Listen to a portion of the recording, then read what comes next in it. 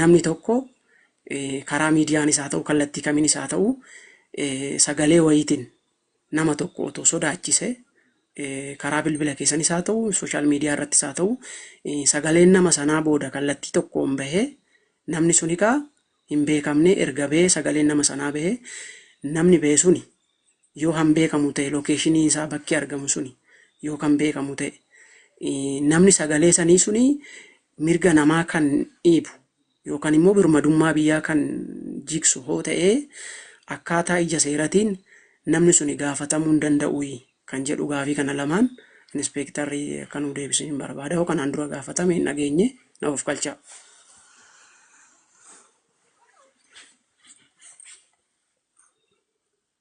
Inspektar kallattumaan itti fufaa taap godha warra jala jirtan. Sanyii kanaati jette gaafiin inni dura kan dhumaa kanarra kaaste tarii maqaa balleessiin yookaan doorsisni namarratti yoo akkas godhame seeraan nama gaafachiisu inni gaafachiisa jechuudha. Inni iddoo lamatti hiramaa tokko maqaa balleessii amma namarratti yoo raawwatame miidhamaan dhuunfaa sun jiraachuu qaba jechuudha. Ani sanyiin akkana sanyii galaanaan akkana jedheeti waan sirra hin jirre maqaa kee xureessuudhaaf waan hojii kee balleessu yoon dubbadhe miidhamaan siidha. Yakkaanis na gaafachuu dandeetta. Hariiroo hawaasaatiin illee miidhama maqaa keessan kompenseetii kan jedhamu isa afaan Amaariffaatiin kaasaa jedhamu san jechuudha. Hanga sanitti deemuu danda'a jechuudha. Na gaafachuu dandeetta. Inni biraa kan pabliik irratti ta'u jechuudha. Fakkeenyaaf gareedhaan yoo kan ta'u taate poolisiin ebaluu jedhamu akkas na godhee jira yoo jette ana persoonaal nama dhuunfaadha jechuudha. Anumatu si gaafata. Waan maqaa kiyya balleessite san si gaafadheeti akka dhuunfaatti. Poolisoota yoo jettee poolisoonni Oromiyaa immoo yookaan poolisoonni Federaalaa yookaan poolisoonni Dirreedawaa yookaan poolisoonni Finfinnee isaan akkasii neeraa akkas godhanii akkas gadhiisanii akkas yoo jette immoo garee san maqaa dha'aa jirta. Instituushinii san maqaa dha'aa jirta. So isa san mootummaanis si gaafachuu danda'a jechuudha. Nama dhuunfaa ana Henook jettee waan hin ibsineef jechuudha. Akka gareetti waan maqaa balleessii raawwatte jechuudha. Kan isa biraa immoo kan sagaleedhaan isaaniis qabadee jira. Inni lammaffaa maal naan jettee ture? Namni tokko yoo miidiyaadhaan waan biyya jeequu san deebistanii? Okay. Sanyii. Ay galaana sanyii tanan biraa gaafii kee isa lammataa yaadachiisme.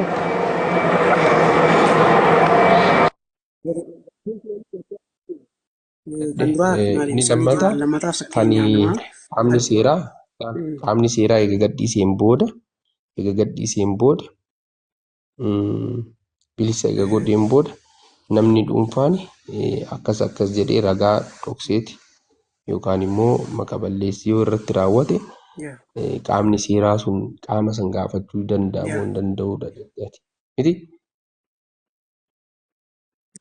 Fakkeenyaaf manni murtii bilisa si godhee jira jechuudha. Manni murtii walabaa yakka san hin raawwanne jedheeti bilisa eega si baaseen booda namni biraa immoo maqaa kee yoo kan balleessu taate akkuma duratti siin jedhe san maqaa balleessiidhaan gaafatame jechuudha.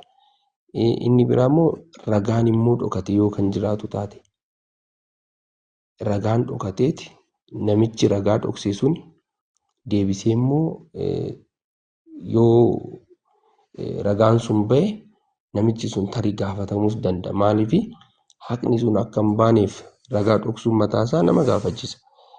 Waan argitee bee fakkeenyaaf ani bee nama tokko ajjeesuudhaaf odoo gochaa hin jiru yoo nama san nagachiisisuu baatte fakkeenyaaf mucaan daa'imni waggaa 16 tokko badii tokko odoo raawwachaa jiru Ani immoo humnaanis waan hundaanis mucaa san caala. Fakkeenyaaf tuulaan tokko jira midhaan. Mucaan waggaa 14 tokko yookaan waggaa 15 tokko tuulaa san gubuudhaaf waggaa ibidda fuudhee deemaa jiru. Ani immoo nama waggaa 40 ta'ee waan san gachisiisuu dhiisuudhaan nan gaafatama. Nan sodaadhe yoo jette amma seerri akkamitti hubata? Mucaa waggaa 18 waggaa 16 akkamitti waggaa 40 taateeti sodaattuu dandeette jedhee sirratti illee ni fida jechuudha. Kanaafuu ragaa san dhoksuun mataa isaan nama gaafachiisa. Waan argisiisan immoo raguu baachuun keetu si gaafachiisa. Kanaafuu warri ragaa dhokse sun ni gaafatamu. Haqni sun akka hin baaneef jechuudha. Dhimmi ajjechaa dhimmi yakkoonni ciccimaa ba'e kan nama dhuunfaati miti. Public interestedha jechuudha. Ani dhuftee be'ati kaballaadhaan yoo na rukutte deemeen egasii madheen booda ceephee immoo ayi nama kana himachuurra oduu jaarsummaadhaan araaramne jedheen si wajjin araaramuu hin danda'a. Ati booksiidhaan na rukuttee ilkaan lama narraa harcaasteeti deemee egaa himannaan baname bakka amma nan araarama jechuu hin danda'u. Ilkaan kiyyaan araaramuu hin danda'u jedha siin jedha tokko. Hin eeyyamu seerri. Maaliif ilkaan qaama hir'isee jira jechuudha. Qaama waan hir'iseef araaraan hin cufamu galmeen sun jechuudha. Dirqama murteen itti kennamaa jechuudha. Ilkaan kiyyatu cabe maal rakkate seerri dhiisuu hin danda'u yeroo namni siin jedhu jira jechuudha. Kanaafuu yakkoota keessatti pabliikii intarastii fi parsonaal yeroo ilaalaman garaagarummaa ni qabu. Kanaafuu wanni sun qaamni himatu jira. Ani manni murtii kun bilisa na baasee jira. Akkanatti irra deemeeti maqaa mana murtii kanas balleessaa jira. Anas immoo hamilee kiyya hawaasa keessatti maqaan jirreen irratti akkas gochaa jira jedheeti ragaa qabatamaa san fuudhee deemeeti himachuu danda'a namni sun jechuudha. Okay, galatooma namni gaaffii qabdan yookaan yaada qabdan miiti keessan kaafadhaa mee yeroo tokko taap godha warri jala jirtan ammallee obbo Lammii hoo jala kana jiraattan ol deebi'a itti fuufi. Inspector Henok galatooma yaadnu kenni baay'een dhaggeeffanne garuu gaaffii ani qabu poolisiin Itoophiyaa yookiin intiniinsaa maaf ajajan kennamu namoonni keenyi because nama kasuudhaaf illee maqaa balleessimaadhaaf akka waan baay'atuu fi ulfaataadha kaampaanii tokko yookiin waa tokko kasuu dandeessa garuu namoota akkatti facaan kanaati gochuu dandeessu akka biyya keenyaatti maaf yaada ajajan dabarsan yeroo darbe naa mucaan xiqqoon sun ajjeefamte akkantin judgmentiin isaanii akka sirriin taane waan godhuuf pabliikii irratti wanti kun akka hin baaneef akka namni kana gochuun akka hin qabne dubbatanii turan. Ammas immoo maaf ajajan dabarsan isaan namni kana godhu hennaa biyya dhufu akka itti gaafatamu. Jedhanii wanta kana dabarsuu maaf itti dhufaate maaf wanni kun akka itti kontinuu godhu maaf eeyyaman waa baay'ee jira akkuma isin kennaa jirtan kana just I'm aware of a lot of things garuu namni keenya waan nuun galleef iyyuu oduudhaaf waan iyyinuuf tokkoffaa Andu'aalam kana trialiin isaayyuu koo fail ta'uu danda'a because of this mistrial gochiisuu danda'a. Pabliikii irratti waan akkanatti gadi ba'ee gar malee waan hin taane waan borcamaa jiran waan Itoophiyaa ta'eef malee garuu individual nama kasasuu hin dandeessu. There are so many people eenyuun kasasta. It's not a company. Yeroo kun osoo kaampaanii tokko hojjetanii kaampaanii sun kasasta. So maaf poolisiin biyya keessaa why they don't give this warning namni kun ba'ee akkana dhiyin akka itti gaafatamnu waan asirratti jennee borcaa oollu kun anaan akkana gaafachiisu roobalee akka gaafachiisu. Namni keenya immoo sodaata biyyatti galuun keenya waan oolleefu maaf kanan dabarsine gaaffii akkasiin qaba galatooma. Caaltuun warra biyya alaa jiru mee okay biyya alaati warri biyya keessa jiru ho'an akka masara dhaabaa kun achuma taa'anii mootummaa deeggarra jedhanii too kana hojjechaa jiru bee sodaa tokko malee warruma biyya keessaa maa adabuu dadhabaniidha amma mootummaan maa adabuu dadhabe. Isaan gaafatamuu qabu baay'ee adaboo osoo hin ta'in isaan part of kana jedhamanii qabamuu qabu. Ishii intalli wajjin suura kaa'aa turtan viidiyoon duroo jedheera jara sun gaafadhaa jechaan ture viidiyoon kamiyyuu jira ji'a sadii munyaa ishii wareeggamtu sinnaa ishii duute sun hin dubbadhe. Main thing garuu wajni asirraa kun dhaabatu የኢትዮጵያ ፖሊስ ፌዴሬሽን ዋንታ ከሆነ ደበርሱ ቀበጀቸ ከነ ማለፊን እና ሙጫዩን ሱን አከስታቴ እና ኢይሱን አከስት ኢየምና ሽንተሌ ሙጫው ጋር ሄቨን ዱቴ ሱን አጀ ደበርሰን ይቱራን ሀር ማፍ አጀ ደበርሱ ሶዳተን ዋዜሮ እንዱታ ነመከኛፍ ኩኒ ተውቀባ ኢትስ ቬሪ ኢምፖርታንት ኩኒ እያንዳንድ ዋንተ ዱበቱፍ ጫልቱ ታቴ ማርሺ ታቴ ሮበሌ ታቴ ጋፋ ገልተን እትጋፈተምቱ ነምኒ ከን ጋፍስ አልቤታ ፋንሳ ቀባታ ቢኮዝ እትጋፈተም ነካ እና ዱበኑሌ ኦፌ ገኔቲኒ this not public matter by the way ጋፈቹ ዳፈ ከምርገን ቀምነ ሞን ባይ ኤምኤኩ ቀብዱ ኩን ፋሚሊ ማተሪ ሰበቶጵያ ታኔ መሌ አባን ፈ ዋንተ ነማ ፕራይቬት ማተሪ ኬስ ቴነኒ ቦርጩ ዋባ ኤበደ ባይ ዘ ወይ ሰረት ሚዲያ ከነረ ተወዱ በነሌን ዱሙ አከሴራት ወደም ነገር ዋባ ኤበለስኔራ ዋን ፈጫኔ ጅሩፉ አካሸቦ ወኪነከ ሳንዲ ኤኙ አናና ከሰስተም ማርሺ ከሰ ኤኙ በከውዱ መታን ቤከም ነው ንባይ ተሰረጀረ ሰው ገሩ ወሶ ወረ ዋንተ ከን ቡተኒ ዴምንተን ቤከም ነው ሞን ቤከም ኩን ኑ ቤክቱ ካልቸር ሬት ወርድ ነው ተነምቶ ጥስጥምብስ እንጀዱ ስላው ጥስጥምብስ እንጀዱ ኩን ሰራሁ ቀበንጀዳ even we need to ask ወልት ዱኔል ማኖሮሙ ዋንተ ከን ጋፊ ወኪን ኢሜሊ ጎቹ ፊ ቀምላ እንትንማ ፍንፍኔቲ ፈቻል kind of we have to come together robalete yadati hundum tikeenyu mallattesine immeli gochu qabna gafto ko kun immeli gona wan kara godo muknam bilon stein bilbilafi kana gafachu qabna abbachu qawantu kun galatuma robale tufufa wanna madufa yadakenullen fedu garu waa'ee masarat dhaabaa sana namni duwaan kaasaa jiru fan dhuunfaa kiyyatti yeroo wahii daa'imti wayii baddeeti daa'imsun kidnaap godhamtee turte karanaannu arsii lixaa kana ture sanbooda daa'ima san post goote ishiin nama ishii bute jedhamee shakkamallee daa'imallee walumarra post goote sanbooda daa'ima sanii ajjeese namni sun birrii fidaa jedhee ture birrii san maatiin kennuufuu sila dhossaadhaan diil godhuu qaban ture sorry guys so namni sun ajjeese sanbooda maal goote ajjeese jetteellee post goote jechaadha so an barreessee fiture dogoggora hamaa akka hojjette wanta kana public godhamu akka hin qabne because lubbuun daa'ima sanii riskii keessaa bahuu qabdi jalqaba waan sanii dubbachuuf maal jedheen ture dhiifama waan jedhu naa barreessitee turte so ishiin hubannaa ishiin qabdullee beekuu qabna barumsi ishiillee maal qaba nama dhuunfaati homaa jechuu miti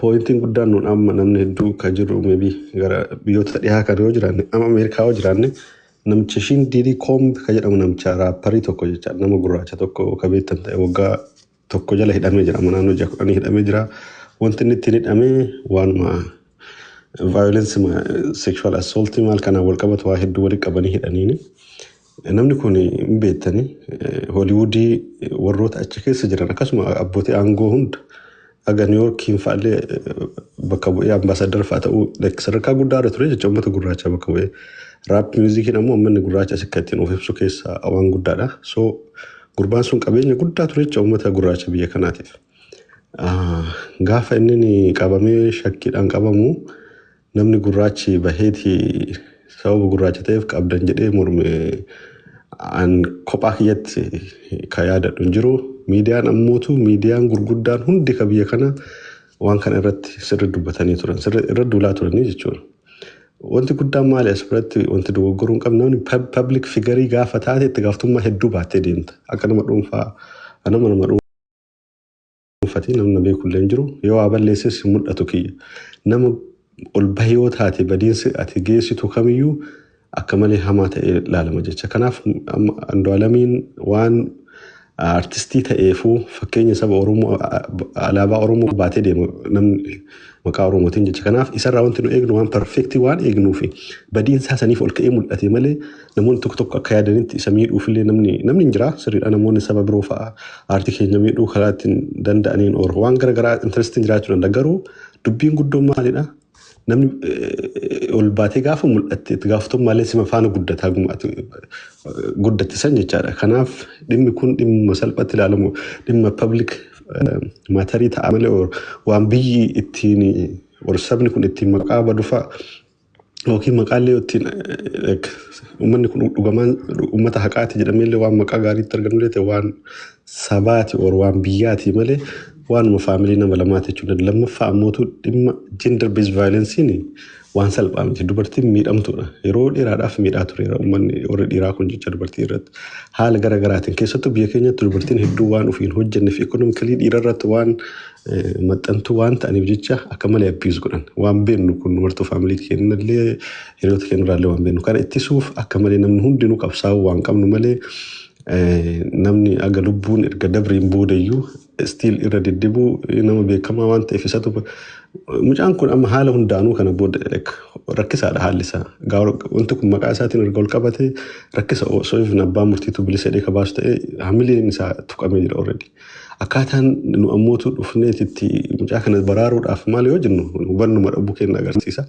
Kanaaf kallattii sanillee osoo laallee gaarii na fakkaata jibba dhuunfaatiif osoo hin taane waanuma inni guddaa ta'eef keeziin kunillee ol bokokee mul'ate ka jedhu himuu fi galatooma bahuu fi nagaan jiraatu. Kifin mujjin Dr. Gaafii Biraansii qaba. Waa'ee PDD yookiin immoo St. Paul haasofteem? Hanati Ameerikaa keessatti sun? PDD.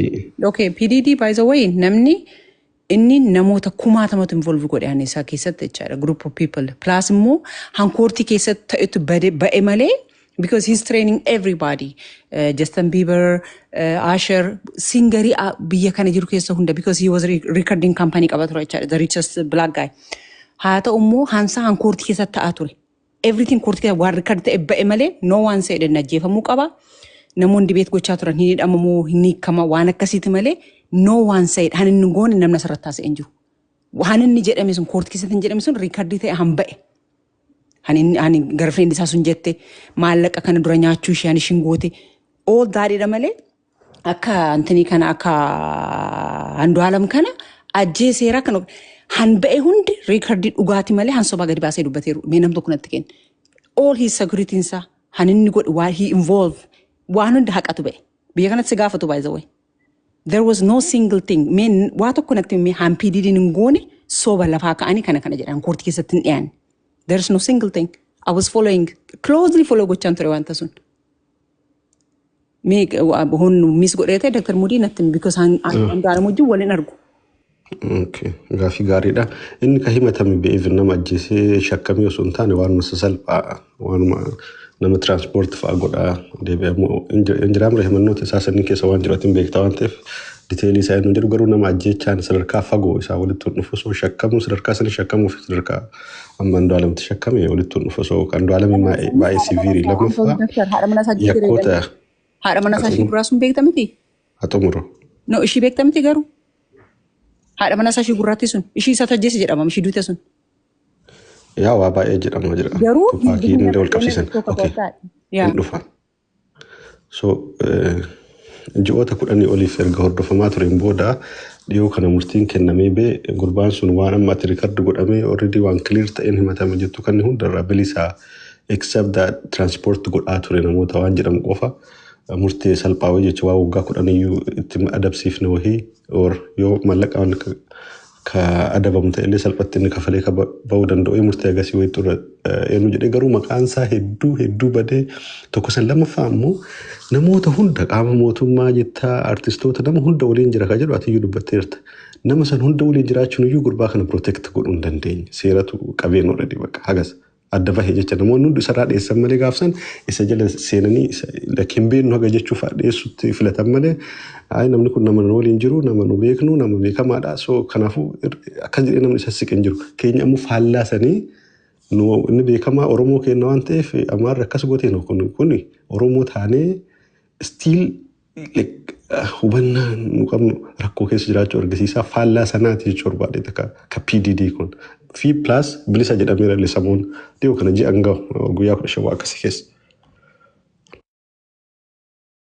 Okay, anin haasa'aa jiru kun Roobalee namichi nama forcing goone haadha manaa isaa girlfriend isaa gusu wajjin turtees jiruun waan beekamaa gammarii sooressa ta'eef tekstillee sagaleen faallee gadi ba'e akkuma ammaa kana jechaadha. Innaa gadi ba'u nan jaaladha hanati na gootu si dubartii biraa deemte am jealous jaalatti akka goote amma booda akka miidhaatti am not happy an jette dhiira adda addaa wajjin ciiftee jechaadha osuma you know just crazy thing freak out jedhanii jechaadha.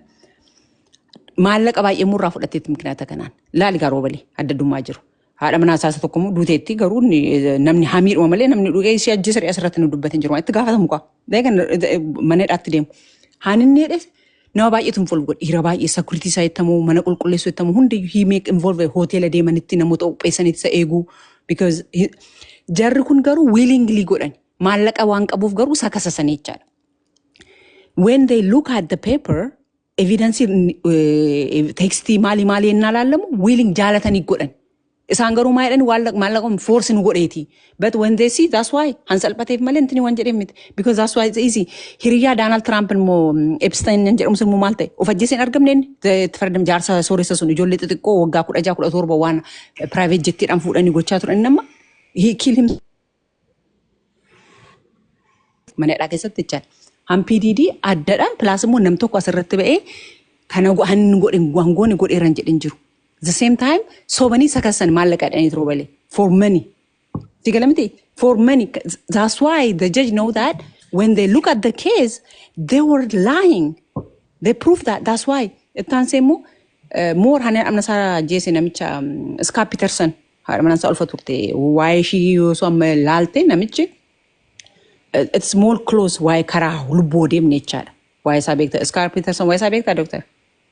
No, I'm back on. Okay, it's more close to this one. Yeah, and PDD something it's close to this one. Lebe kamada sorisa. That was a little bit close to this one. Kanu jim one hat mana solfa turte. Like if we bishan kesa shibuze. That's yo. So what I'm trying to say is, wal fakke sunta ulle PDD nam hanin nungone hanin ninjir regadi bahasa asrata kasungone. American people are civilized. Gochu yakanden denye ni beku. Han korti kesatte hanishin jet han cross check goran akka jurutti waraba megadi batur. Public case waan ture fechaa based on that ishi maayte hosoon jaalatiin nagochiisaa ture jette garuu evidence ni naboo I like it yoom gochuu barbaadda yoomaa itti gaafachaa turte. So that's why it was like she involved in like willingly garuu ennaasaa kasastu giddii nagochiisaa ture. Do you understand what I'm trying to say? That's what the Duma sana over civilized. I don't know, but you know. Yeah. So okay. Bao for some jedu ture ifam. So what to go look up no magalati namnu yakkayo shakkame jede hurra fageessu qabna male ofitti maxxasuun qabna kunis fakkeenyaaf taphataa wayitu jira Greenwood na fakkaatu maqaa isaa dagadhe Manchester taphataa shakkame ati mana sana tumi jetteetuma footoma akkuma mucayyoo kananii kana footoma akkasii wi gadhiiste maqaa isaa waa hunda ofirraa haqanii masandafanii haga qulqullaa'utti jecha qulqullaa'ee yuuni dhufnaan fudhachuu didan deebi'ee kabira Antoon immoo eenyu ka jedhamu jira ammas taphataa bira waa wayii xiqqoo himatanii so maqaa kilabii saniitiif jecha kilabiin kun ilma namaatiif hagana kabaja qaba dubartiif hagana kabaja qabna mirga nama sarbu maqaa keenya himataa hin keessummeessin waan jedhuun osoo abbaa murtii turatti murteessin ofirraa fageessita malee nama shakkamee waa wayiitiin himatame tokko defend godhuuf deemta taanaan rakkisa tokko lammaffaa ammoo keeziin kun abbaan murtii bilisa hin jenne prematurely defend godhuuf osoo keeziin kun harka seeraa jiru ragaaleen dura jirullee amma bahaa osoo jiran fi plus humna keenyaan waan tokko godhuu kan dandeenyanu waan kana osoo wanni kun bilchaateen dursineetu nama kan defend godhuuf yoo kasosochoon ta'e